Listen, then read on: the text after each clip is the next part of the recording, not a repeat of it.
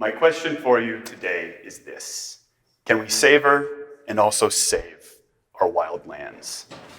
In the wake of COVID-19 lockdown, more people than ever have been seeking refuge in America's wild places. This is especially true here in Montana, where visitation in state parks in the summer of 2021 boomed and visitors hit an all-time high at Yellowstone National Park. This has put stress on many parks, with Yellowstone and Glacier adopting advanced reservations to help alleviate this congestion. This doesn't just help park staff, who haven't seen a major increase in staffing in over 10 years, it also helps to prevent litter, disruption to wildlife, graffiti, and damage to the places we love so much. According to Kristen Brangle, the Senior Vice President at the National Parks Conservation Association, this increase in visitation is posing one of the greatest challenges the national park system has ever faced. And so, here is our paradox. How can we enjoy the best that our lands can offer us while also protecting them? And this is something that I personally struggled with when I started a YouTube channel in the summer of 2016. My channel covers rocks, geology, the outdoors, and the joy and excitement of exploring nature. But I slowly came to realize that the more I talked about a place, or how cool a rock or a mineral was, the more that people might want to go there to see it and touch it, or maybe even take it home with them. If my attempts at increasing interest in nature put it at risk, was it even worth it? Well, I think that it is. And I think that leaning into this paradox is exactly what will lead us through. To paraphrase American writer E.B. White, if we don't first savor, what possible reason do we have to save? So we must savor by saving and save by savoring, seeing our lands not as destinations, but as common goods worth passing down and protecting. Like the indigenous peoples who call this land home already know, the wild isn't something to be tread on and exploited, but it's also at its best when humankind gets responsibly involved. It's worth noting that the very concept of wilderness, lands untouched by human hands, is a fabrication. It was through the original care of the indigenous peoples that our lands were made into the havens we now enjoy. It wasn't until the removal of the indigenous tribes and the instatement of the National Park Service that the concept of untouched virgin wilderness entered the national consciousness. This idea that the wild is safe as long as humans don't get involved is, quite frankly, a fallacy. And furthermore, we need nature. Going into nature is widely accepted as a very good thing you can do for your body and your mind. And it's something I've apparently been doing for a very long time. Numerous studies about exposure to wild green spaces have proved near miraculous health and mental benefits, including improving stress, anxiety, sleep, and overall mental health, while decreasing blood pressure, cardiovascular disease, and risk for diabetes.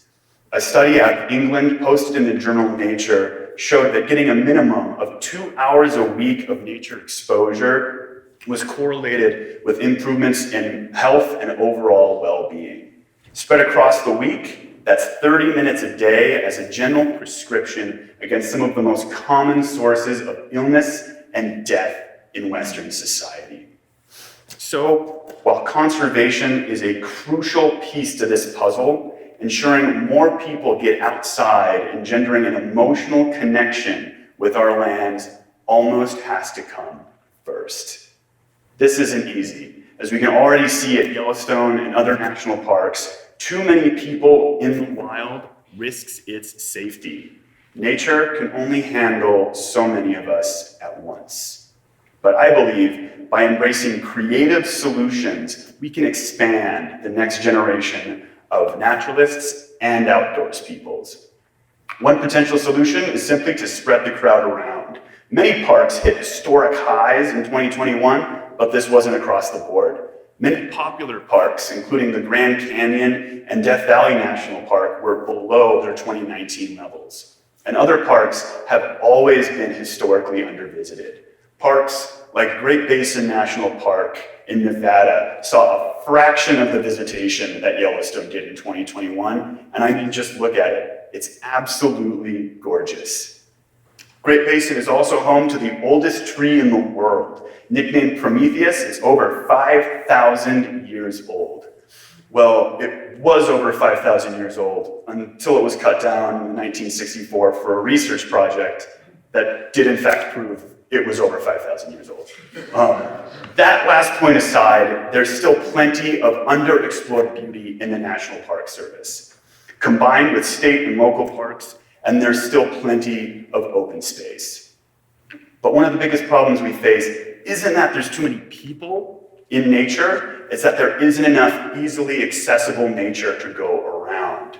Easy access to green space that's within walking or biking distance from your home is crucial, not only for establishing a lifelong connection with nature, but also for all of the health benefits I mentioned earlier. This is a major problem that disproportionately affects minority communities and communities of low income and leads to what's known as the park desert effect. No wonder more people don't want to go into the wild or care about nature. They're literally cut off from it. Ensuring equitable access to green space is a matter of public health and should be treated as such, which is where inspiring actions from individuals like Ron Finley make such a huge impact. Ron was frustrated with having to drive 45 minutes from his home in South LA just to get fresh produce. So he started growing it right outside his own front door. His initial attempts at what he called guerrilla gardening got him cited by the city, but he didn't give up. And the organization he helped found, LA Green Grounds, is still going strong to this day, planting gardens and teaching the community. Another organization that's been doing things differently is Philmont Scout Ranch near Cimarron, New Mexico. Philmont is over 140,000 acres of land. That is a Boy Scout high adventure camp where scouts from all over the world gather to backpack a truly unique section of the Sangre de Cristo Mountains. I spent 2 weeks there as a Boy Scout where I got an introduction to the principles of leave no trace backpacking, and it left such an impact on me, I returned as a ranger, where I spent a summer teaching those same principles to groups of scouts. The 7 principles of leave no trace include: plan ahead and prepare to keep you and nature safe, travel and camp on durable surfaces to keep from crushing fragile wildlife, dispose of waste properly, something that really more people should just do in general. Minimize campfire impact, something a certain bear would be the very first to tell you. Be respectful of nature, and something that often is forgotten, be courteous of others, because we all deserve to be outside. These 7 principles form a minimum baseline for taking care of our lands, and at Philmont, it was the rule of law. This made for a difficult experience at times, especially when you have to backpack your own pack of vomit out with you. But the results speak for themselves. With over 20,000 visitors every summer, Philmont keeps the impacts to the land to an absolute minimum. I feel that organizations like LA Green Grounds and Philmont show that you can have it both ways. It's just going to require a little bit more creativity, care, and work. Education is crucial to this goal. The more informed we all are about the full history of our lands and how to take better care of them, the easier this all becomes. And I see no better place to start than with our children.